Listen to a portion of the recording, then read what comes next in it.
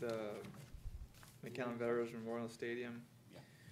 We have in here, let's see, Haddad moved to fund 50% up to $1 million. However, board would reconsider more funding upon plan review, but with no guarantee. Why do we need to have that there? It's just, is that necessary? That's what somebody Well, I said. think, and I also think the discussion was, it was 50% $1 million, or we were thinking, 'cause I was thinking, huh? 50% of the construction cost or $1 million. So if it's, instead of whatever 3 is million, if left. it's 2 million, I mean, let's say it's $1.5 million total project cost, then it's 750,000 that we're gonna give them, Correct. right? Okay. I thought it was gonna be a little more than that, and we said, we didn't go for the whole amount, but we said we would consider maybe the parking lot, fixing the parking lot afterwards. That's a I don't separate think deal. we talked about that at all. But we didn't, I That's a didn't remember separate- us pledging No, the we whole didn't talk Separate amount. deal. about that. This isn't the No, whole no, the amount, though. request was for $3 million. Right. Yeah, this is $500,000 less than the Right. Than what request. they The wanted. request was So- for half of $3 million. But I know I discussed it at that meeting, but I didn't get in the minutes, but that's why I said I didn't agree with the whole $1.5 million. But give them $1 million, but then see if, the parking lot, we're gonna use the parking lot quite a bit with the new baseball, softball complex. I think we want to give them enough of a commitment to confidently move forward. So Yeah. we only cut out $500,000. Yeah. And the idea is for them to come back with their total cost, their plans, and at that point, we can either give them $500,000 or decide to do it on the parking lot. Yeah, that's, Something I different. would rather do it than give them another Honestly, $1.5 million. nobody from the school board came over. It was, I believe it was just the guy at the, Well, Well, yeah, superintendent had to they were leave. actually here, the superintendent was also here, but. but they because- weren't here for our meeting, but we had to discuss it. They were not here. No, they were here for the meeting, but by the time we got to the agenda item, he had left. So that's what I meant. Yeah, I don't think it was on plan review, I think we just said, Well, No, I don't 'cause I don't think, think we even discussed the I don't parking lot. think we should have the after comma, however, board would reconsider more funding. That's really not necessary. No. yeah. I would remove Focus. that I after the don't, I don't comma. remember it that way, and you don't remember Yeah. that. At least so- I Remember the remember general saying, I discussion remember to the saying that audio? if next time they want to, they better We be here listened to and the wait. audio, that's what, we could strike it, I mean. Yeah. that- I that's- say we strike it. 'Cause I thought it was a Yeah, it firm doesn't have 100 to be without, included in a the minutes. firm $1 million without, that was it. Yeah. All right, you wanna strike Up it? to- Yeah, Yes. I would just feel more comfortable striking. Okay. All right. Thanks. With that correction, But I wanna be clear that Omar's comment is correct. If they would come in at 1.5, then our commitment is 50% of it. Which is 750. Yeah, 50% up. oh yeah, So it's up to $1 million, but. It's a lesser Well, of. I don't think we commit to paying, like, we were gonna approve the 1 million right now. Right. And then if they needed more, they had to come with a more clear plan and a budget that they really had to, it wasn't just like, oh, come back and we're gonna give you 50% for sure. I don't even remember that. No, it's 50% No, up to 'cause $1 we made million. it- So we- if their cost is $4 million, we And committed then to $1 we're million. gonna be stuck with, If their with cost is 1.2 1.5, million? let's do No. 750. Cause I know What it at that says meeting, is I up made a to big 1 deal million. about the price of this, so we did I not know. agree to that. I know, commissioners, but, members of the board, it says up to $1 million. Yeah, we're not going over $1 million. We're Right, not- right. There's no So you're not commitment to go committing over. more than that. And you're protecting Okay. yourself if it's less than that. Yeah, we Right. could go under. Or less Yeah, than it could be less. The lesser of I really thought 50% it was gonna be under or one. $1 million. With what you've Yeah, got that so would've been far, about that. it could be less. Okay. Then with that correction, all those in favor say aye. Aye. Aye. Those same sign, motion carried. Financial statement. Thank you, Board President. The financial statements before you are for the month of December 31st, 2019. The first statement is your balance sheet, which consists of assets of $11,044,892, liabilities totaling $621,923, and fund balance of $10,422,969. Total liabilities and fund balance of $11,044,892, which are equivalent to your total assets. In going through the assets, of your $11 million, primarily all your assets consist of investments and receivables. A large amount of receivables consist of sales tax of 1.4, which is our accrual. That's the amount we received in January 2020. And the due from other governments is made up of primarily grants. So that 1.8, 216,000 is due from TxDOT, 22,000 is due from Texas Parks and Wildlife, and 1.6 million is due from FEMA. Your payables of 621,000 are related to drainage and street improvements that are pending to be paid out, leaving you with an unrestricted fund balance of 4.3 million and 6.1 million of committed fund balance. for ongoing projects and budgets. I'll take any questions on the balance sheet. What was that first one that was accounts receivable? The accounts receivable, your sales tax of 1.4 million, so. No, due from governments, I'm sorry. Oh, the due from governments are related to grants. Which one was the first one? Text dot, 260,000. Text dot. Yes. Okay. So the year-to-date 1 million, we just didn't get it in the first. Right, right. Oh, sorry. By the month of January, most of that clears out. That 1.8 clears out to about 30,000. And so we received most of those funds in the following month.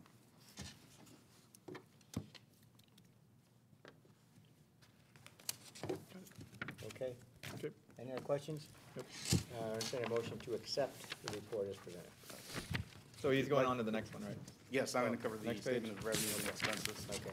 Okay, so for the Development Corp., the next statement is your statement of revenues and expenses. I did modify the statements a little bit, and it's still a work in progress, so I'll definitely take any comments, recommendations. And so just going over revenues first, we look at that first column is your amended budget of $22,563,919. That's your annual budget amended as of December 31st, 2019. Your year-to-date budget, which is basically a straight line version of your amended budget, so we take that 22 million divided by 12 times the 3 months we're into, gives us $5,640,980. Your year-to-date actuals is actual funding we received, which is $4,450,850 for the first 3 months. So that last column, we have a year-to-date favorable, unfavorable, which is a comparison of your year-to-date budget versus your year-to-date actuals. And so your largest unfavorable variance there is related to intergovernmental revenues. And what that's mostly made up are grants. And so I need to go back and do some more work on that. So if those are related to grants, down below in your expenses, we'll see street and drainage improvements of 1.2 million. If all those expenses are grant related, we should have had an accrual of about 900,000, which is 75% of those items if they're grant related, which would have eliminated that unfavorable variance. So I'll take any questions on the revenues before I jump into the expenses as far as any of the budget to actual questions.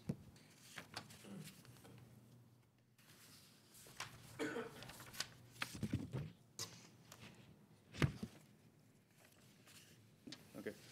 I had a question. Yes. On the other, which is the largest line item, what does that encompass? Oh, on the expenditure side? Yeah. Yeah, I'll jump into that, but that one is due to the acquisition of land, where there's no budget yet for it. Okay.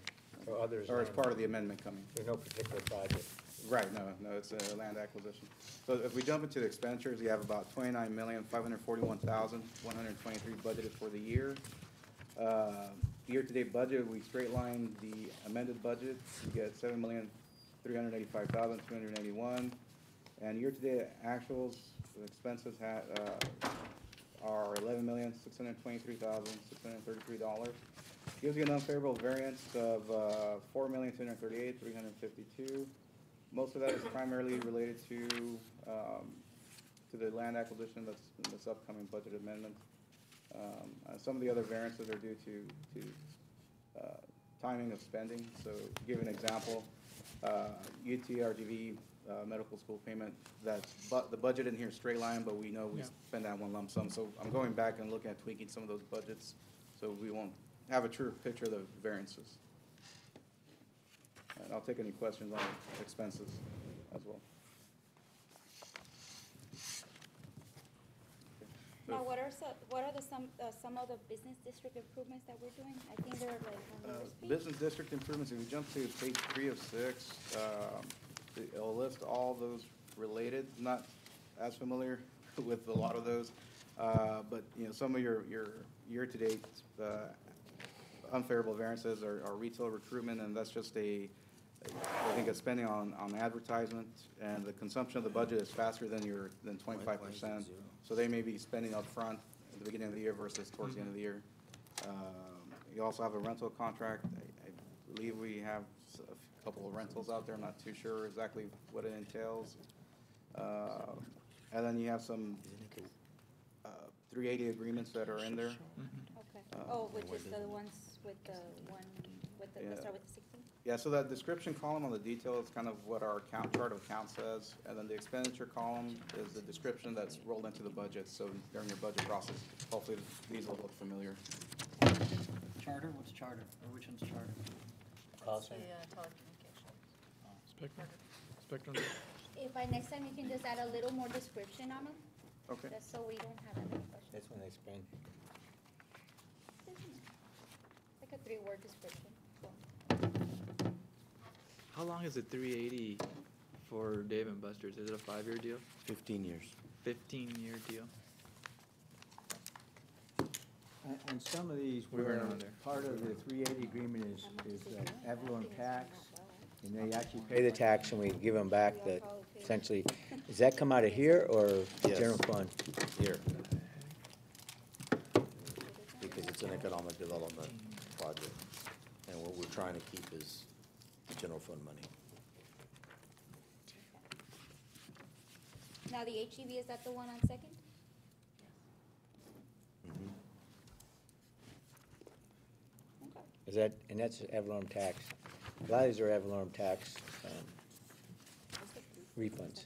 What's the general fund transfer out, 3,492,600? That transfer consists of the debt service payment for the 2015 refunding bonds of $3.2 million and another $200,000 for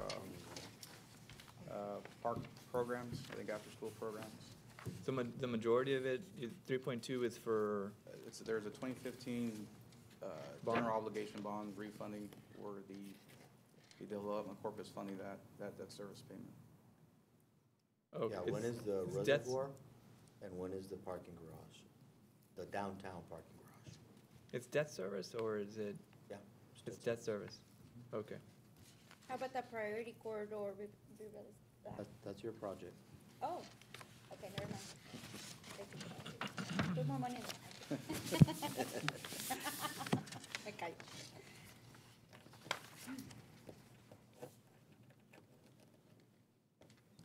If there are no other questions, if you flip page 6 of 6, is a separate fund from the Development Corp. In the past, we've combined the two for presentation, which, it may be confusing. So for simplicity, I went and split out the debt service fund. So this fund is essentially a pass-through. The Development Corp puts money in, not the Development Corp.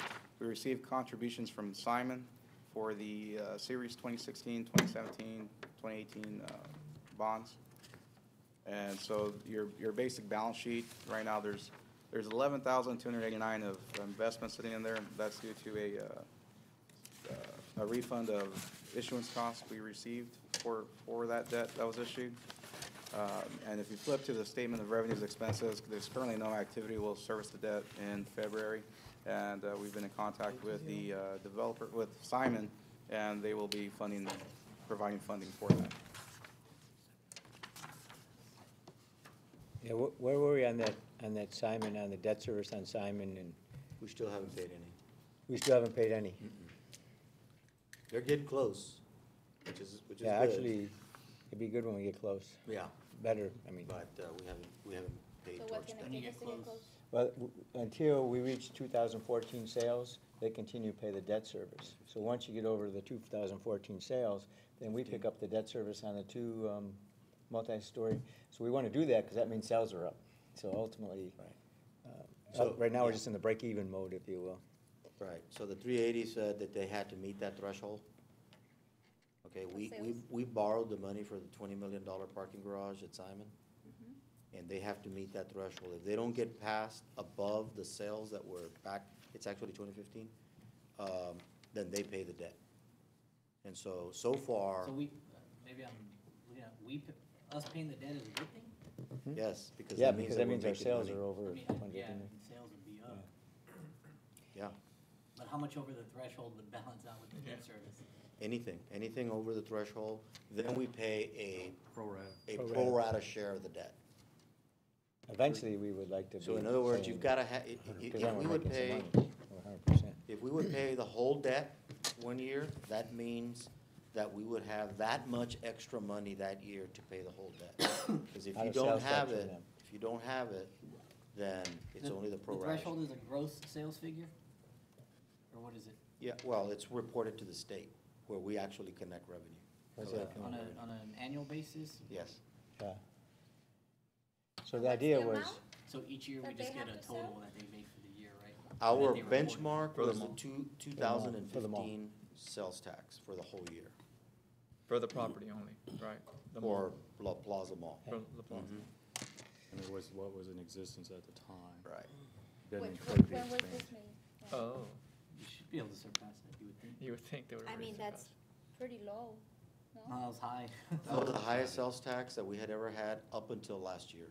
Okay. Because we took a nosedive, and then we came back up, and we finally that- got there. that's citywide, not just the mall. Yeah, citywide. Citywide. But it's a pretty good indication of how La Plaza's doing, so. Oh, so it's not just specifically to what they sell from the Plaza? Yeah, Mall, it's just- specifically for La Plaza Mall.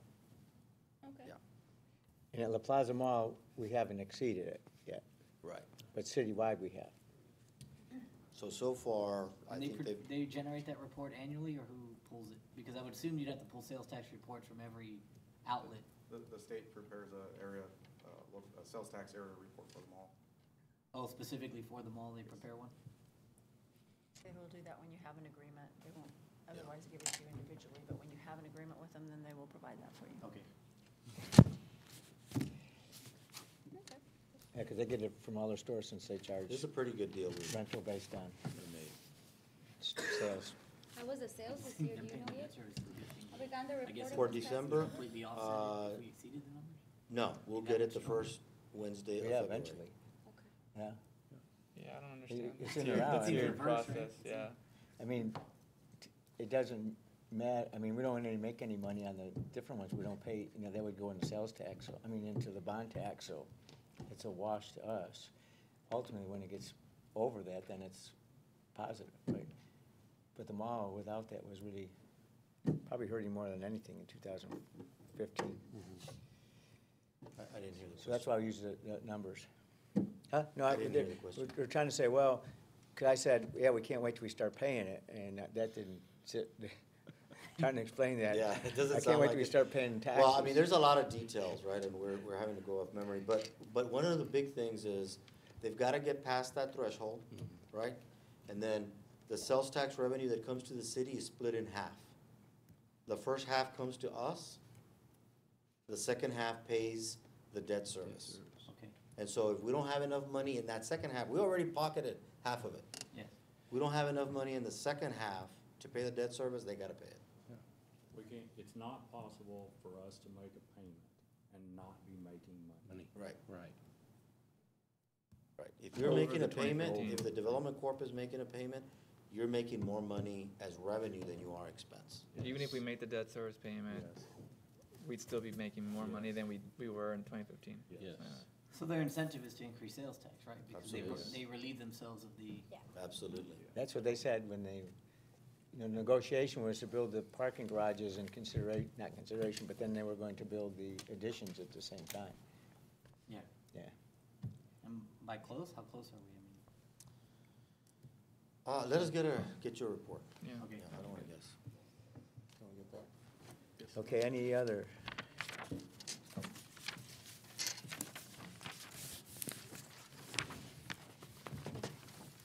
And the last one is, of course, the debt, which you see on Simon's.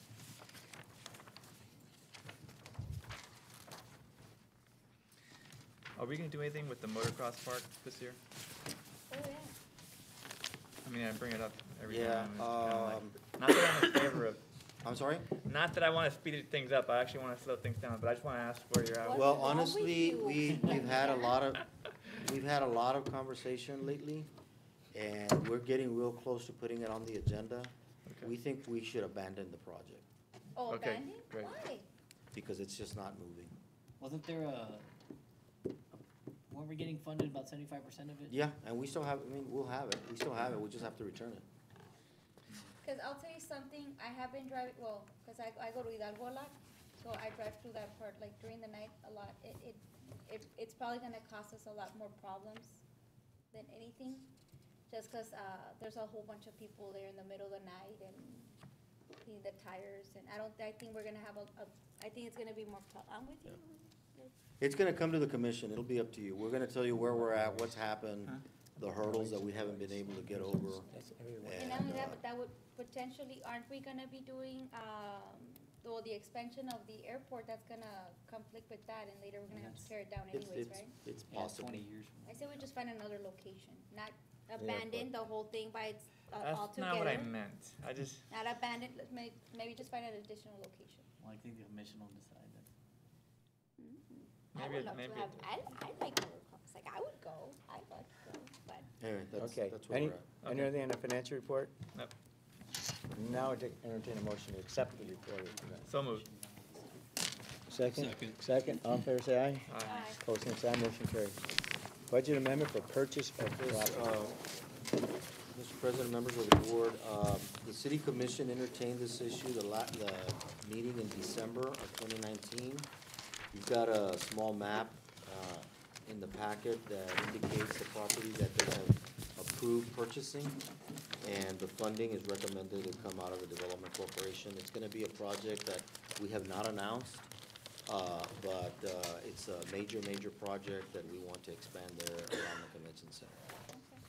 And How much so, are we buying it for? The budget amendment is for $4.782 million. 4 point, Sure about that a long time ago. for what? $4,782,173. Troy, on that large square, the one for 875, is that, I mean, I'm just going off of memory, but was that the negotiated? Yeah. Yeah, we came in at, yeah, that's not right. That was what they were asking for? Yeah, I thought we were in the sixth. Yeah, we were. Okay. We did. I'd like Yeah, a little more absolutely right. specific. Okay. This is just an old map. And Thanks. do we own the two parcels right south of there? No. That's what I was at. No? I thought we did. 585098 No. and the 2048. No, there's 4 parcels really. Or, Four, 11, yeah.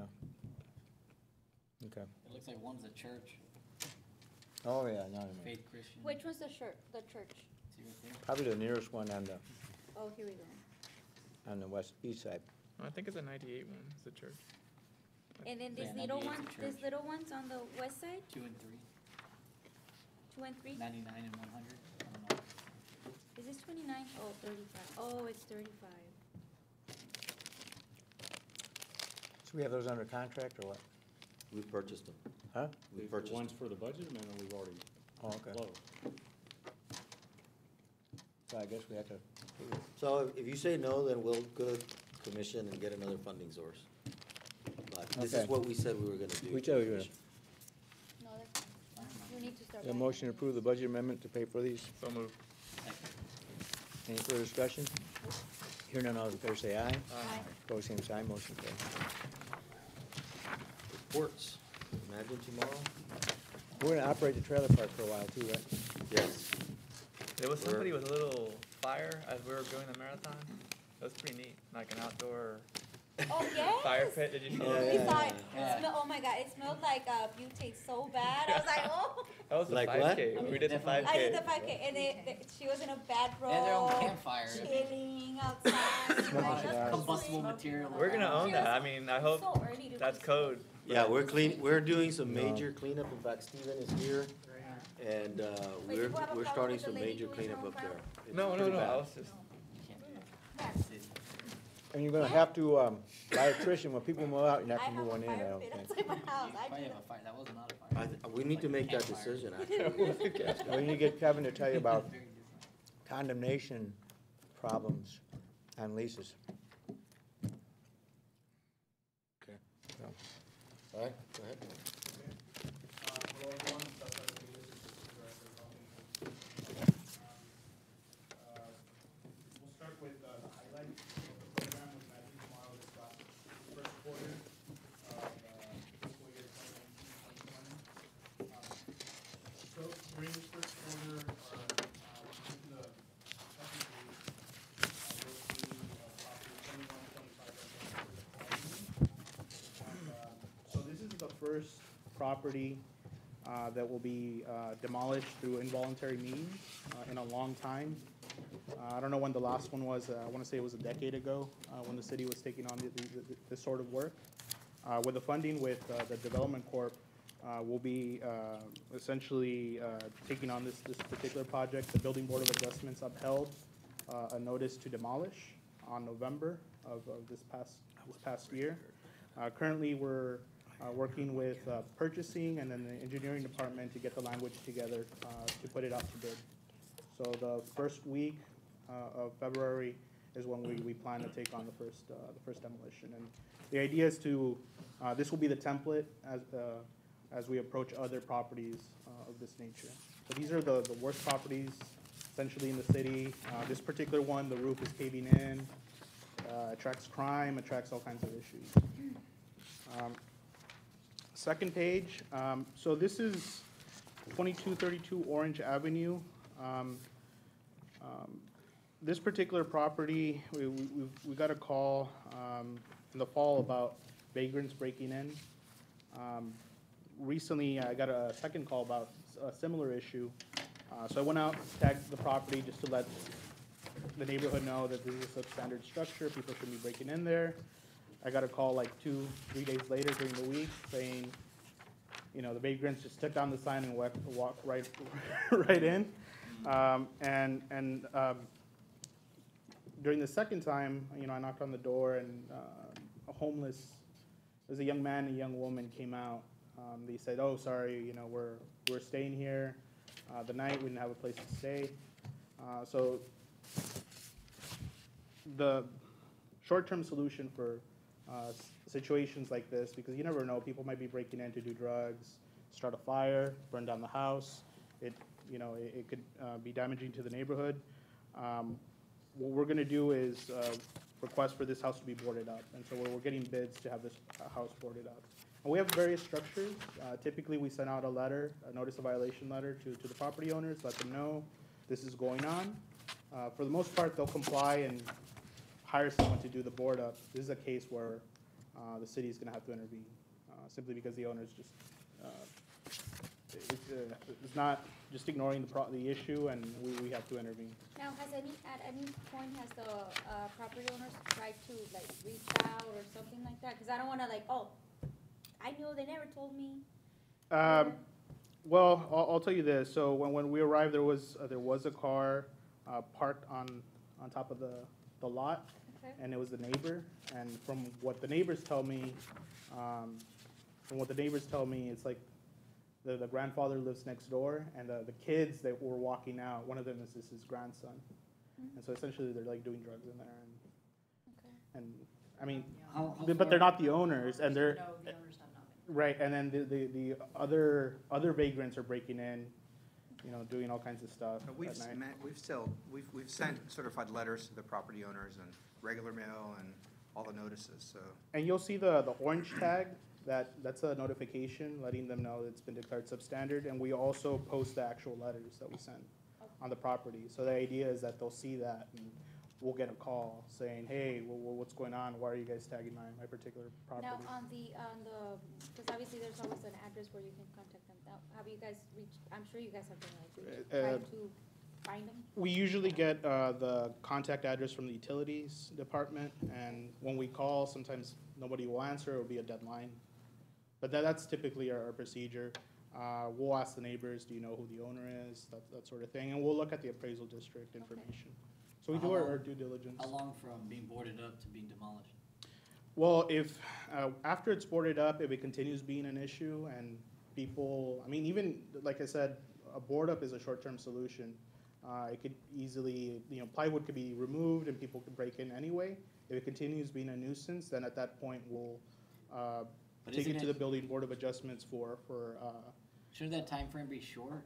If it's, I mean, because a boarded up house that looks like this is a nuisance, whether someone's entering it or not, especially for the neighborhood, That's gonna be for our the goal, city. is to shorten that timeframe. Okay. You know, the board up, like you said, is a short-term solution, but we do have to give the proper notification and due process so that we don't get. Yeah, of course. We have to do title search, make sure we notify all the lien holders, and some of those things do take time. And then we've got a budget to work with, so we're estimating like, you know, we've got 100,000, I think, to work with. Right. So 6 to 7 structures this year. There are probably dozens in the city that are boarded up as a short-term solution, so I we see. have to prioritize them, and we look at things about like whether they're close to a school, whether they're on a major road, whether they're very visible, you know, things of that nature. Now, are they, do these property owners own taxes? old taxes? Some of them do, some of them are in that process, the tax, like this, the first house, it's delinquent in taxes, and Okay, it's so far gone, you'll be seeing it at the sheriff's deed sales before too long. I'm sure. Yeah, Okay. so On you, both of the first one, not the second one. So, so the second one is, current on their taxes? there, I need to check on that, but for sure, the first one is Yeah, delinquent. next one. But like, It's $4,000 with us. and the reason I ask is if, like, the property owner has been paying the taxes, They should, then they probably know that they have a property, and we probably just have the wrong address or contact information. Right. Because you don't wanna run into that, cause I actually do real estate. So you don't wanna run into that problem later where they're like, oh, they never gave us notice or anything, and then we have a problem in our hands. Right. So, But if you go to use the appraiser district record, they should be the, yeah, so if They'll they don't get know, their tax bill at if they that owe time. taxes and it's been a while, then you'll see like, okay, they haven't paid attention to the property, we can, but if they have been paying their taxes, then we're like, okay, we could have had a means to contact them and we didn't, and we failed to do that. right, and we do have contacts with Lineberger, Guggen, Blair, that help us in those types of cases. Okay. Yeah. In the fourth page, you'll see total cost of the project for the first quarter. For rollout services, we've spent $13,574.54. I ran the report last week. We get billed every 13th of the month, and it was a short time, so I'm not sure what the December 13 or January 13 numbers are. So we spend more than that since then. For payments, we have various incentive contracts that are pending, and I'll get into that.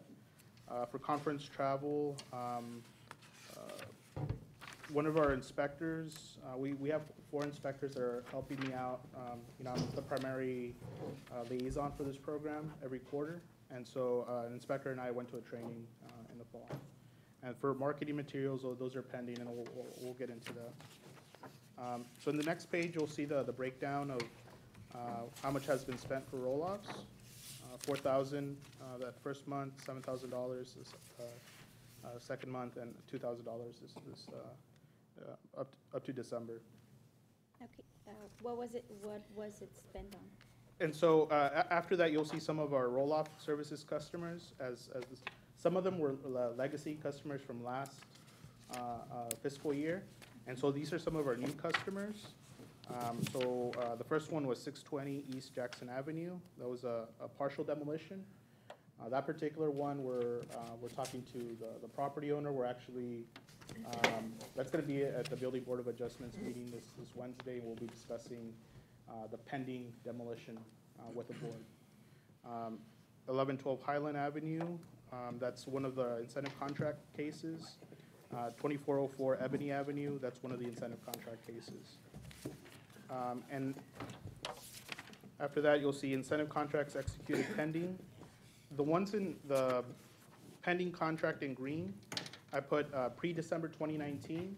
So in December, the city commission, December 9th, 2019, the city commission approved an expansion to the program.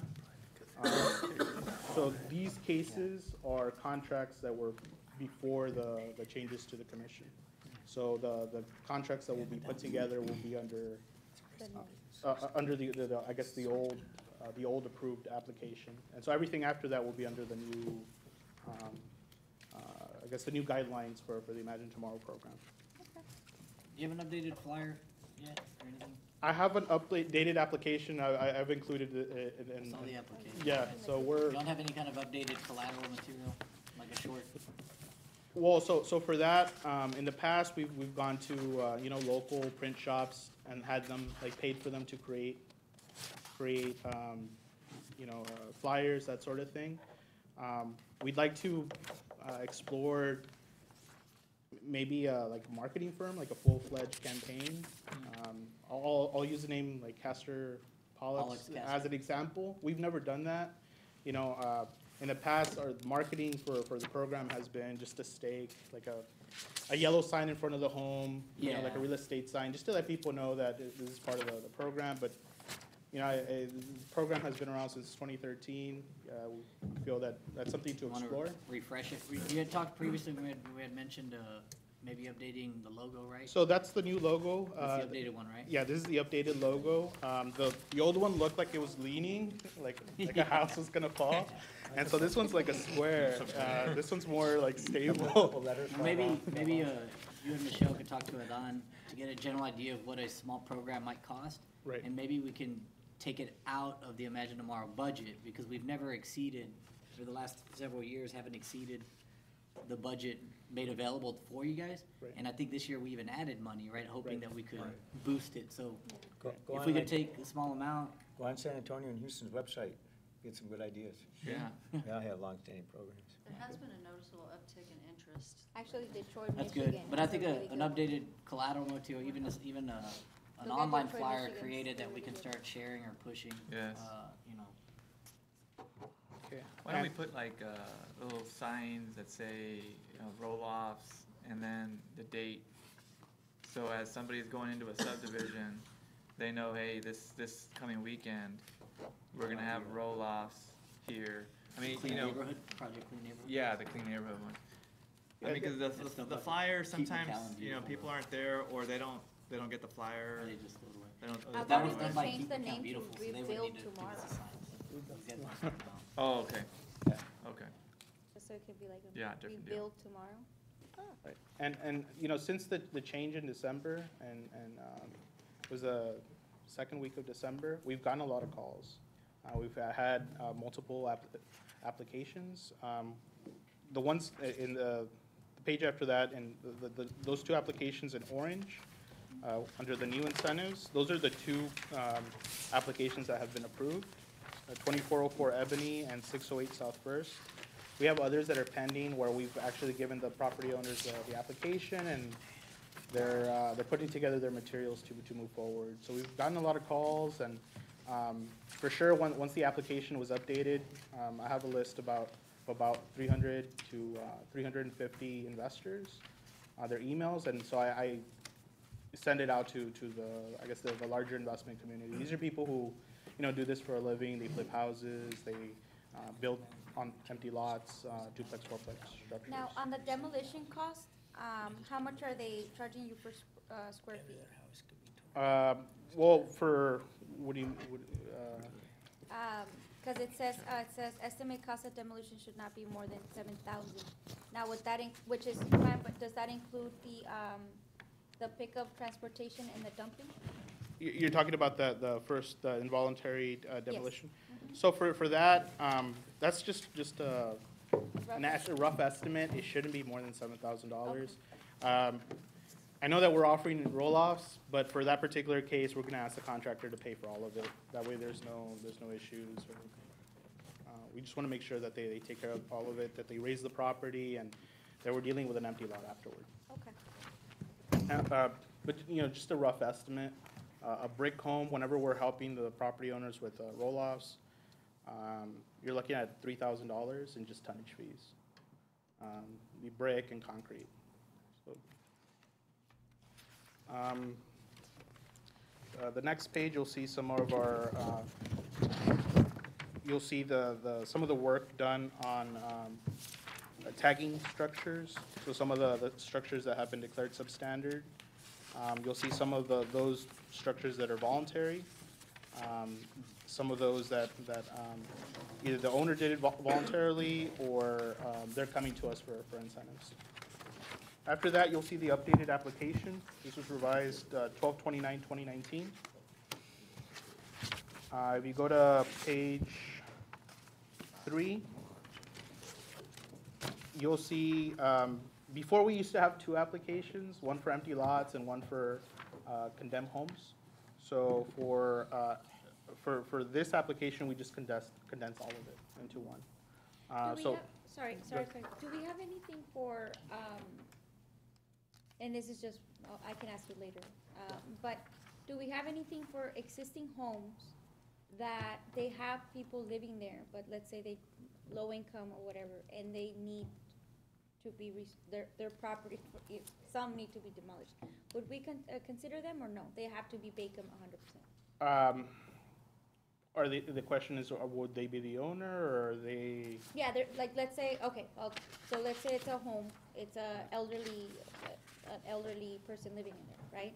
And the house is already like at the point where it's almost, and they don't have any means for it? no.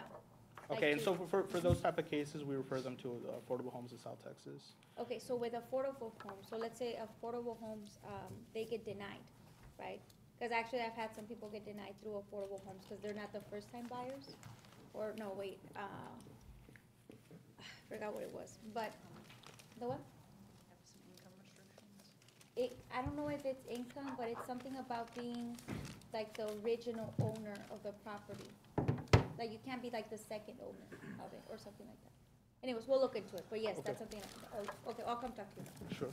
Sorry about that. So the first category is empty lot customers for single-family and duplex, fourplex structures. For single-family, it's a 10% rebate. So that was a big change with the program, as opposed to, before we were looking at reappraisals of properties and then basing the calculation on that. Now, it's really gonna be based on direct investment. So if a property property owner invests $50,000, 10% of that, they'll receive the maximum $5,000. Independent of that, will include a reimbursement for landscape irrigation up to $500. For duplex fourplex, it's increased to $7,500, and the reimbursement for landscape irrigation is up to $1,000. So that's our big category, and the big change there, in addition to the 10%, is that originally we were just looking at certain parts of the city, like the center of the city, the heart of the city. Now we expanded it citywide. So anywhere where you have an empty lot that's zoned for single family and duplex, fourplex, it qualifies as long as the lot is a full lot of record, and it's not one of those odd lots where it hasn't been subdivided. There are quite a bit of those throughout the city. Or any scenario where the owner wants to take the lot and then go through the rezoning process, take a single family and put in a duplex, fourplex. Any of those cases we would not process, simply because we don't want. We want, the feedback we got from the planning and zoning was that we want to incentivize what is, not encourage people to necessarily go through that process. The second category is renovation cases, houses that are more than 50 years or older. And for that, it's a 25% rebate for exterior incentives, up to $5,000.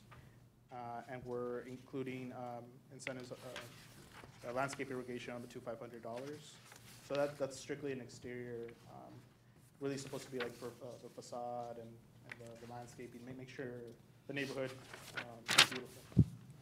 And the third category is the condemned homes. We would offer incentives up to $5,000, 10% rebate for condemned homes for single family. And in this calculation, we're actually including the demolition cost. Keeping in mind that we will be offering them free roll-off containers. It's essentially the same thing for duplex, fourplex. I think I would, it says release the city of McAllen liens. I might talk about mowing liens and not tax liens, right? They're mowing liens. Yeah, I would put the word mowing liens, and then Okay. you could interpret that to be tax liens. Mowing Yeah, I'll look like. Yeah, I know. Yeah, That property on Orange Street does have, it has 10+ years of taxes due. Orange. Yeah, okay. Landscape irrigation reimbursement up to $1,000. And so those are the three categories that we're working with now. I think it's a huge improvement going to a rebate. It's a lot easier to calculate. To process. So we had one through finance that they've already built a duplex, fourplex. They already got their certificate of occupancy and everything, but because it hasn't been reappraised, we have to wait for the reappraisal and then for the property owner to pay their taxes. So it's a contract we could have just processed already, but given the old incentives, we have to wait. And so under these new incentives, as soon as they get their certificate of occupancy, and then they provide us proof that they did the work and proof that they actually paid for it through check stubs or invoices, then we can go ahead and process those cases. And then After the application, you'll see an updated listing of substandard vacant structures throughout the city. Not all of them qualify for the program. For sure, the single-family and duplex, fourplex cases qualify. One of the things that we do tell investors is that if you run across a property that is not on the list, you're welcome to request a courtesy inspection, so long as you're the property owner. And then we'll go out there, I'll go out there and see if it doesn't meet one of the minimum standards, if it's, you know, really in a bad shape. So, is there any other questions? Any questions? Okay, thank you. Who's next? Chamber?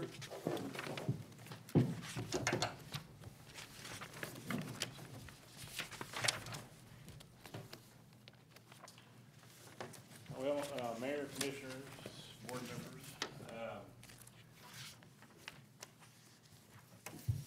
in November, I talked a little bit about disruptors, and so I wanted to kind of give you an example.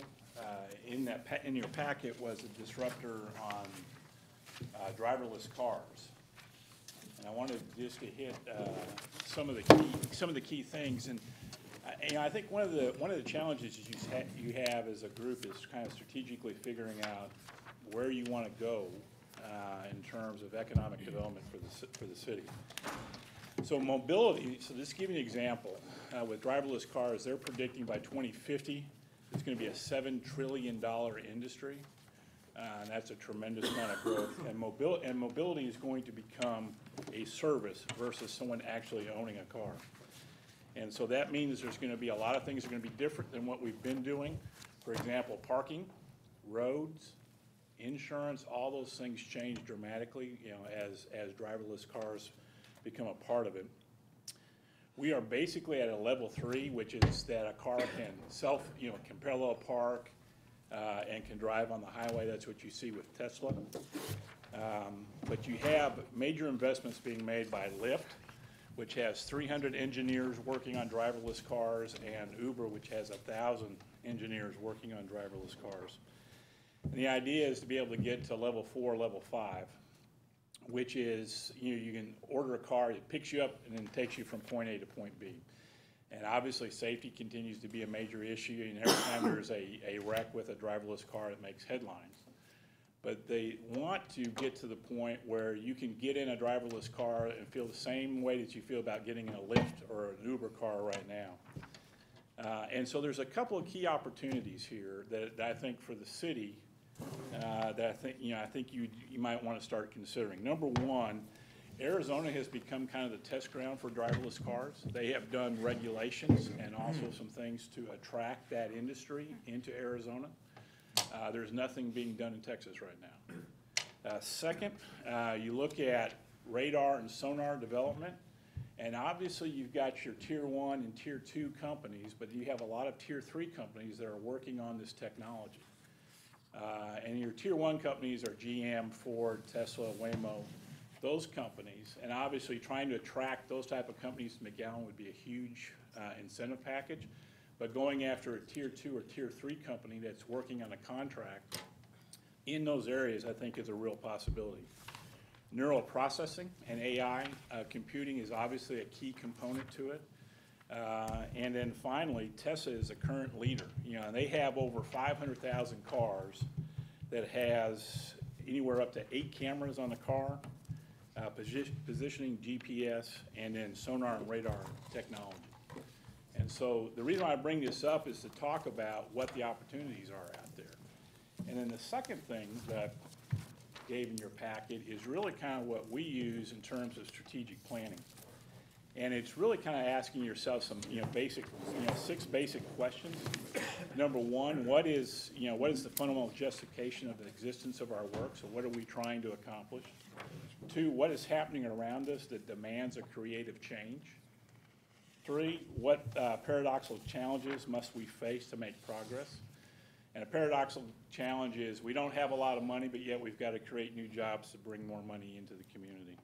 4 is where are we starting, honestly, and having that assessment, and giving our purpose what seems possible now. And then finally, how are we acting in ways, our way forward for the future, evaluating what is possible as we go. And you get into two different traps. One is that you're not investing enough, and number two, you're not letting go. And for a community, when you start down a certain economic development path, the idea is you get invested in certain ideas and you lock in, and you're unwilling to let go of those ideas. When that business model or that economic development strategy is played out, the idea is to let go of it and to create something and go to a different direction. And the obviously is making those investments. And so you have, when you look at some of these things, such as driverless cars, there is a risk in those type of investments in trying to bring those companies here.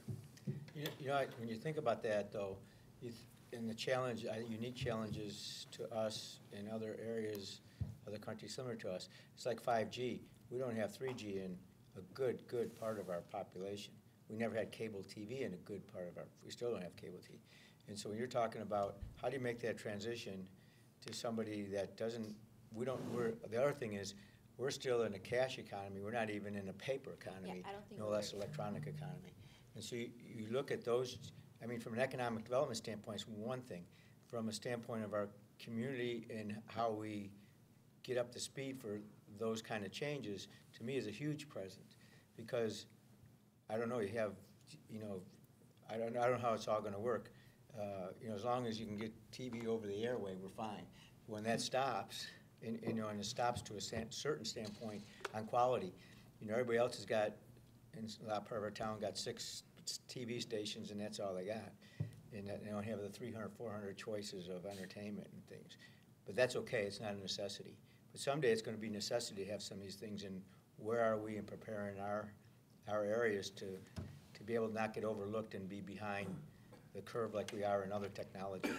And Mayor, to your point, I think there's opportunities in a very, very narrow space. Sort of neural mapping and AI is one of those areas. Radar and sonars are other areas that you don't need all that other infrastructure that you're talking about in terms of the 5G, which I understand what you're saying.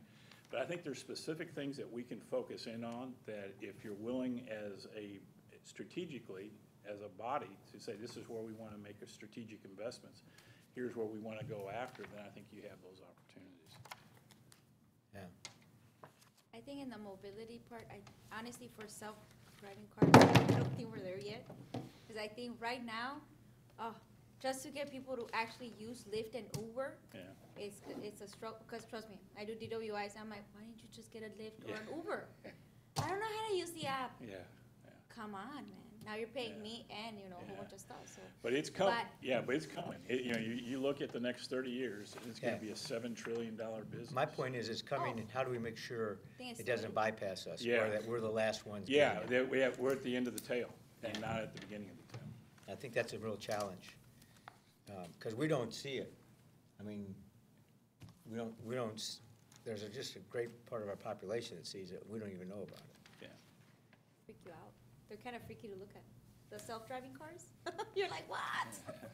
I think Well- the other thing is, what happens to what happens to big car manufacturers, where now cars are getting used all day instead of 10% or whatever it is, and nobody's buying, that way you don't have to have as many cars, right? You don't have as many cars, but the cars turn over more quickly because of the amount of use. Yeah. I don't think probably, And that business model, Mayor, is gonna change, yeah. But what I'm talking about is that there are opportunities, I that agree. there are small parts of this, that there are opportunities to pursue. I think it's too soon. I know, we're trying. You gotta talk about a lot of different things. I mean, in the state, getting big money for a state for these kind of projects is not easy, because when you turn it over to the state, sometimes it leaks, and now you're competing against 1,100 cities, or you're competing against the big 5, at the very least, for that, and it becomes difficult to keep, at what point, we can't afford to do it ourselves, at what point do you go and say, okay, we need some help, and open that floodgate of releasing information. Anyways, it's kind of interesting. You're the car guy, right? Well, I mean, the major change with self-driving cars is surprisingly not gonna come on the consumer end, it's gonna come on the trucking and transport side. That's where you're gonna see the impact. And, Which makes sense. Whether or not, where it's a company making a business decision, not making it, you know, the decisions people make, but not taking. Hey, the next car I'm driving is gonna be a Tesla, so, Well, self-driving. I'm not driving no more, but I'm gonna wait like 2 years until I kinda like, you know. I don't know how you get used to mix, seeing them. I don't know how you mix a car that's running on AI with half the traffic still being humans. Well, that's the neural processing and programming. yeah. And that is. Computer components out. Yeah, and again, that's where the opportunities are. And we talked, I talked 2 months ago about disruptors, and this is a disruptor. And this is something where change is gonna happen, and the idea is, how do you take advantage of those changes? Yeah. Yeah, I was at a conference a few months back, and there was a company out of San Francisco, and they had completely automated robotic excavators, bulldozers, and skid steer loaders. Yeah. And completely automated. And multiple machines could work at the same time together. And, but anytime the question was asked, can the excavator load a truck? And they said, no, that's the problem, is when the human gets involved, because the robot can't talk to the human to tell it what to do, and that's. Or not having any as-bills. Yeah. So how do you tell the computer, before you dig this hole, or, you know, you need to stop and, because there's no as-bills or whatever. Yeah. And I just see, you know, AI is fantastic as long as we're any humans messing up the process. Just gotta get out of the way. Yeah, we're not gonna get out of the way. No. Interesting discussion, we need to be on it. I mean, we're looking at, you know, we're still, 240 miles from the rest of civilization? And we have our own civilization down here, and so, you know, you're gonna have cars that go up to San Antonio, and how all that works, and hotels, and then you look at battery-powered cars that have a 300-mile range. Who's got one? You got one? You know, and, you know, what do you do on that? I mean, who's gonna pull over for an hour and a half and recharge? And those kind of issues. Well, they charge in less than 15 minutes. Huh? Less than For a 15. whole Yeah, they charge? charge real easy. Full charge. Full charge? The charging stations are, they charge faster than you would at home, because most people at Okay. home do it overnight. But those charging stations just slam the car. Yeah. And they charge up in 7 to 15 minutes. The product in China is a 500-mile range. Yeah. So it's out there, just the technology's gotta be shared. Yeah, I think, you know, when you look at that, the automobile industry, the oil and gas industry needs to be looking forward too, from that standpoint. Well, the key is how we That's want where to, we're going. you know, how we want to position Yeah. McAllen. We wanna And- position ourselves. And I think, you know, Mayor, the partnership with UTRGV, you know, obviously, you know, I know you have a passion about the medical, but I think there's other opportunities that may be in computing and, No, there's other things we're doing, but we're not closing those deals yet. yeah, Good. Anything else? that's it. All right. What's your birth? Yeah, that's it. Yeah, and MEDC, he was unable to make it today. Okay, yeah. We'll have we decided, which we're not gonna hear until tomorrow on our project anyhow, so giving our report. Okay, anything else? Stand adjourned.